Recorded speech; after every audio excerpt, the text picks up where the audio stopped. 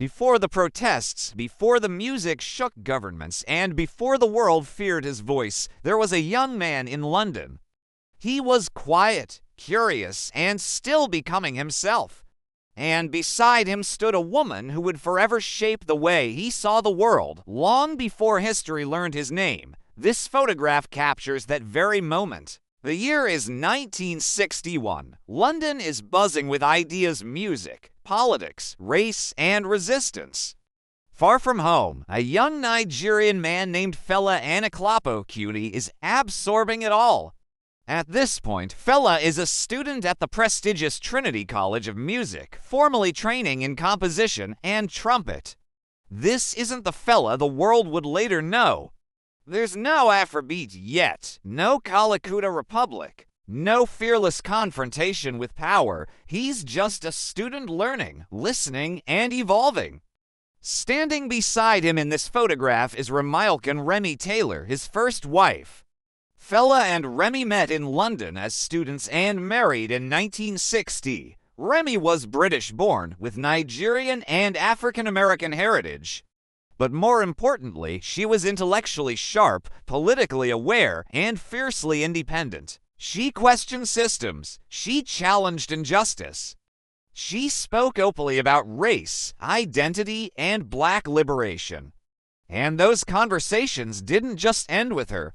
They followed Fela home. They became a part of him. While Fela studied music theory by day, the City of London educated him in other ways.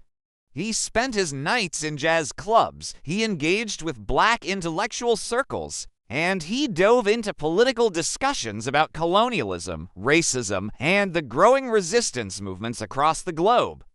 Remi played a crucial role during this period. She wasn't a background figure.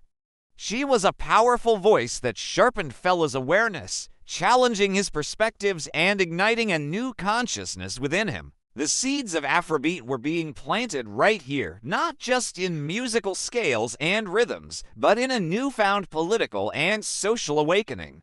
The sound was evolving, but so was the message.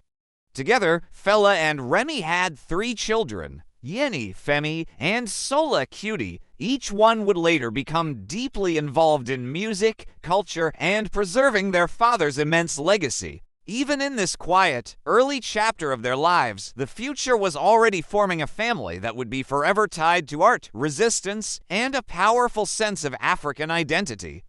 Their children would carry the torch, ensuring the music and the message lived on. But their marriage didn't last. As Fela's life took more radical and unconventional turns, Remi remained fiercely committed to her own principles.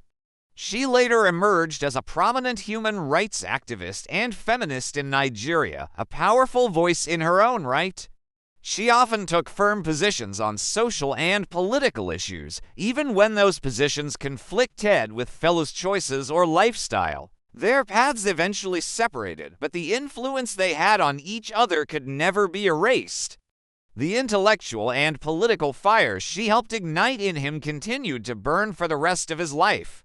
This photograph isn't just a simple picture of a young couple in London. It's a snapshot of Fela before the fire, before the rebellion became loud, before his music became a weapon feared by regimes. It is a powerful reminder that revolutions don't always begin on big stages or in crowded streets. They often start quietly, in conversations, in classrooms, in relationships, and in small, transformative moments just like this one. Before Fela Kuti became Africa's most iconic musical revolutionary, he was a student, a husband, and a man still learning who he was meant to be. This image beautifully captures that becoming.